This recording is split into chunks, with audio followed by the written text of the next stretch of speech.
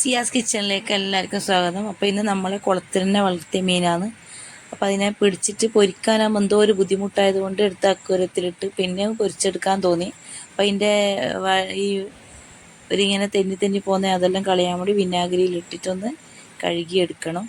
അപ്പോൾ വിനാഗിരിയെല്ലാം തേച്ച് അതിൻ്റെ വഴുക്കലെല്ലാം പോയി. അപ്പോൾ ഇങ്ങനെ ഒരു താളി പോലെ ഉണ്ടായിരുന്നു, അതെല്ലാം ഒന്ന് ക്ലിയറായിട്ടെടുത്ത് വളർത്തുന്ന മീൻ ഉണ്ടാകുന്നതാണ്. അപ്പോൾ വിനാഗിരി എല്ലാം ഒഴിച്ച് നല്ല വാങ്ങലെടുത്ത് എന്നിട്ട് തോലെല്ലാം പൊളിച്ചിട്ട് എടുക്കണം. ഇങ്ങനെ എന്താ പറയണ്ടേ, ആ വഴുക്കലെല്ലാം പോയി നന്നായിട്ട് കിട്ടിയപ്പം തോലെല്ലാം പൊളിച്ചെടുത്ത്